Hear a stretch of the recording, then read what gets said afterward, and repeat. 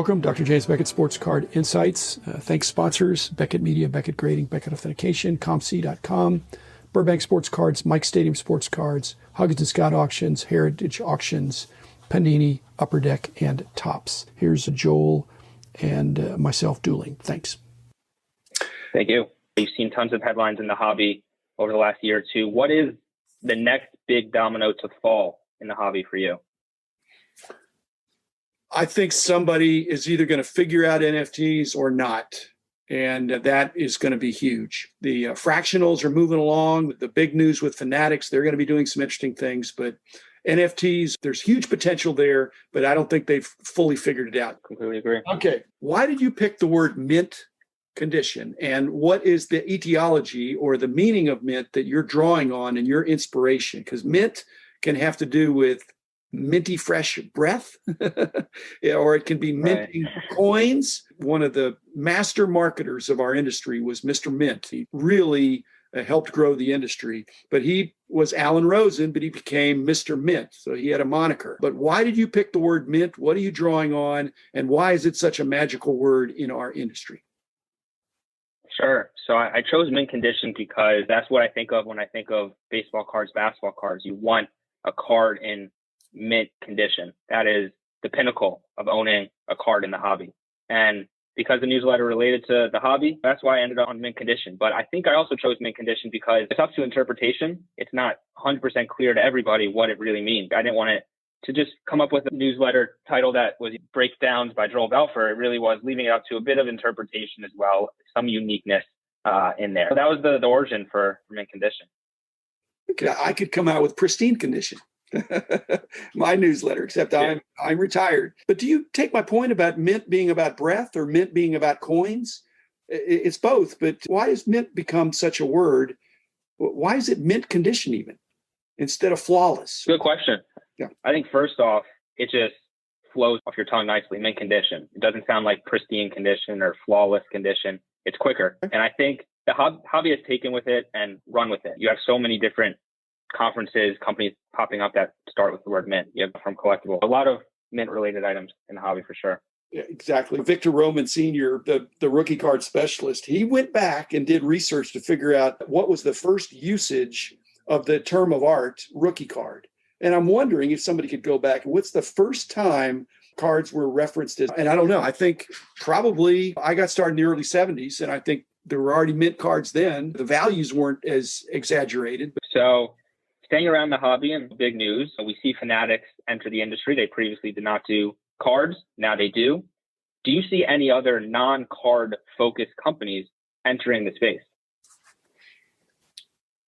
There's already been, I won't say companies entering the space. I think as much as every company and every collector now has to recalibrate about what they are collecting, what's their sweet spot. When game used swatches and autographs on cards are worth so much compared to the whole jersey or an autograph signing session, it's an opportunity to reflect on what asset do I want to buy? A tiny piece of a jersey? Do I want to buy the whole thing?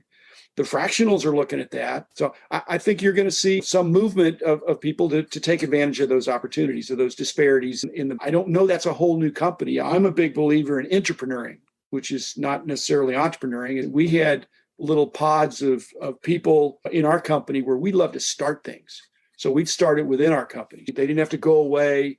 They had the resources. And so I think there's going to be more of that. I think you're going to see every major company in our industry is going to broaden within sports. I think they're also going to broaden in terms of entertainment and music and movies. And again, Fanatics has been part of the movement to that because they've grabbed up, they haven't taken the whole pie, but they've taken some big pieces of the pie. And so Topps and Upper Deck and Panini are all going to think, well, they haven't taken everything, but they've taken what used to be considered the big pieces. But there's some other stuff out there, the creativity. I'm really looking forward to seeing that. Some of that is going to be expanding into areas that are not 2.5 by 3.5 pieces of cardboard.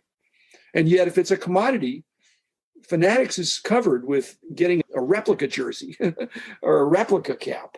But the collectible things that are not commoditized, there's always going to be an opportunity to really hunt and do the knowledge and figure out where the deals are.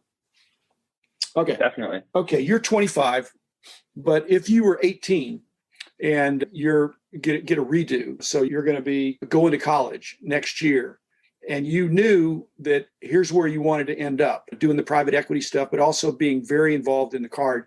For the card aspect of what you love, would you suggest that an 18-year-old major in any certain thing if they love the hobby and they say the hobby is so on fire, there's going to be a full-time job for me? So do I get a marketing degree? Do I get a psychology degree? Do I get a business degree? Do I get a data science IT degree? What do you think a young person that loves this hobby, formal education, what formal education has helped you? And do you see that somebody might want to go into if they love the hobby and want to eventually do it? That's a great question. And I think it actually relates to what I was thinking entering the University of Michigan. I actually started out pursuing a dual degree in business and sport management.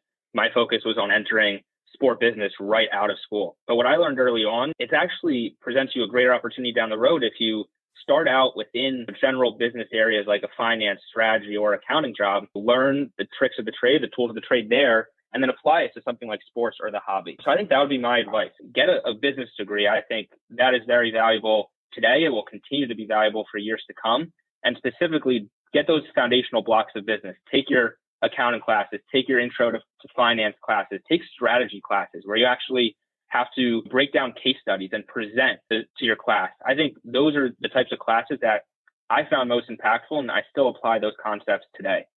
So looking back on it, 18-year-old me, I would do the same thing. I would go into Wall Street. That was just my focus, but others can go into accounting, can go into strategy, can go into consulting, and take the skills they learn there over whether it be 1 to 3 years or 4 to 6 or longer, and then also have a bit of a side hustle, a side gig in regards to the hobby. And then perhaps the next step for me is taking the skills I learned in business, utilizing the connections I built as part of my side gig, and going full force into the hobby. So I think that would be my advice to any younger individuals who have similar passions that I did when I was that age. Okay. What is one constant in the hobby that has remained since you first entered that still goes on today and that you enjoy? And then secondly, what is one thing in the hobby that doesn't exist anymore that you wish still would be occurring? One constant, I think, has been that the law of supply and demand is not fooled forever. There'll be some anomalies in the pricing structure, but yeah, I think that's always been the case. Another thing that's always been the case is the liquidity of the best cards has always been amazing. That it's better to have a card than cash if you want to get some other great card. Having a great card is better than having a pile of cash. And there are not that many hobbies you can say that about, but it's always been the case. In the early 70s, you'd walk up to somebody's table, you'd ask them about something that was really cool, not for sale. But they said, what do you have? Frank Nagy, one of the greatest collectors of all time, he would not sell anything, but if you had something interesting, he could pull something out to trade. That's the charm of the hobby, is that within the greater fraternity of sports card collectors, what you have is more interesting than how wealthy you are. And I hope that never changes. Previously existed in the hobby that's gone away, that you wish the fact that it's no longer a secret. It's back in the early 70s, I could buy whatever I wanted to if it was for sale for low prices. That's where I accumulated most of my collection before I started the price guides. And I'm not blaming me or anybody else, but as the hobby got more popular, people now think cards are worth a lot more. And in some cases they really are, but they read the headlines and they think I've got a card like that. They don't realize they don't have that card or that card in that condition. Talking them out of that is they think you're making it up because they read the headlines. Give me some finance and accounting arguments for why Fanatics in the next few years should or should not go public. Because I think I can make a case for them not going public for a while, but I think they probably will go public. What's going through your mind and your training and the way you look at things? Because in private equity, there's usually a cash out day, and Fanatics, their valuation is up pretty high. They don't need to go public for money because they can easily raise money. So walk us through what Fanatics might be thinking. I'll start with the why not, and I've definitely thought about this. You already mentioned one, is that when the private market funding is not as readily available as it is today, companies tap the public market. And not just in the sports card hobby, nearly every industry venture capital, private equity money is flowing in like crazy, partly due to really low interest rates, partly due to just COVID in general. But money is out there for Fanatics. And unless the private market funding, dries up, I don't see a need for them to go public and obtain cash through that. Secondly, another reason for them not to go public is because of their high growth, innovative, under the public eye, it might not be as sexy or attractive as it is under being private.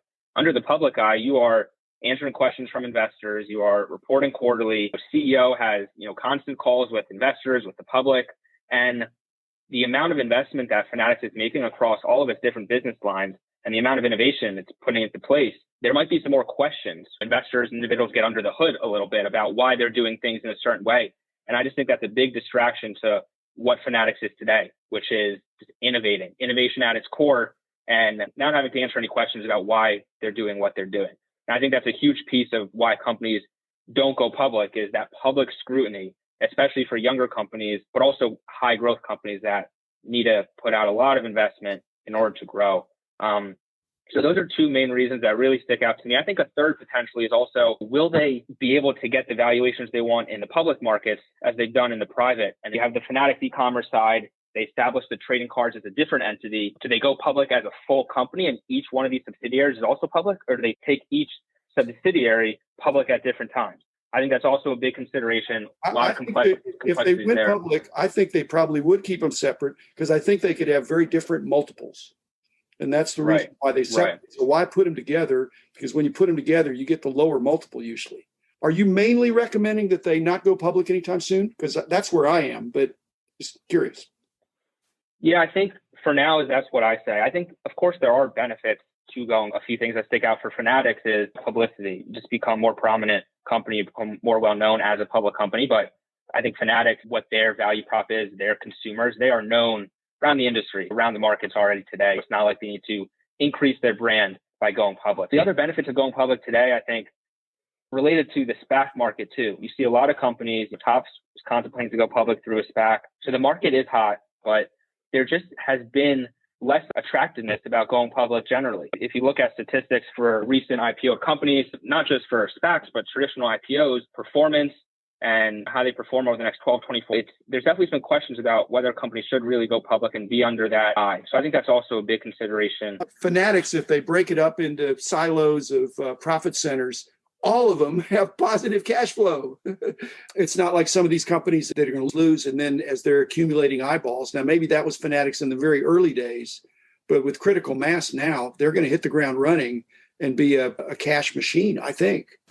You don't need to go public and have the scrutiny of analysts as well as broad ownership and institutional ownership, and everybody wants to look over your shoulder and tell you how to do your business. So when you're private, you can do things and you don't have to tip off anybody what you're doing. The other problem they would have is that what's the comparable company? Analysts have trouble evaluating a company that doesn't have it. And so I know that Fanatics has a peer. And so how do you establish the value compared to some other company? That could be problematic. Yeah, and that definitely goes back to what we were discussing about getting the appropriate valuation for each of these subsidiaries, for sure. That also harkens back to Tops. When they were going public, of course, in their public investor deck, they had a page laying out the public comps. And it was just such a mishmash of companies. There's no one pure comparison. Which is why I was really excited for was Tops go public. Panini was in talks to go public. Then you start building a base of actual hobby-focused companies where we can get a really solid following in the public markets. You can have equity research analysts start covering these companies specifically, because it's not just one company, it's multiple, and more eyeballs are on the industry and valuations are more. That'd be another reason. Joel, thanks for dueling me with excellent questions on your part and great answers. Thanks, everybody. We'll be back again with another episode. And Joel, keep up the great work with your mint condition e-newsletter that I enjoy receiving.